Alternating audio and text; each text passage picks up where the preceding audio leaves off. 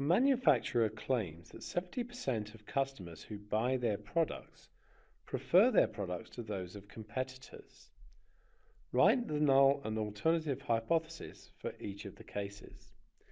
Well, the null hypothesis will be the same in each case. The null hypothesis will be that P, which we'll call this parameter of the number of customers who prefer their products, that P is going to be equal to 0.7, which is just simply 70% expressed as a decimal.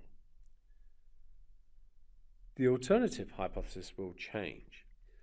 If we just consider that the claim may be incorrect, the alternative hypothesis will be that P is not 0.7. And we'll look at this later, but that leads to a two-tailed test where we get a critical region at either end and the acceptance region is in the middle.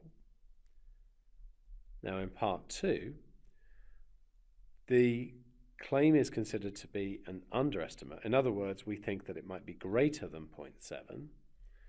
So the alternative hypothesis will be that P is more than 0.7.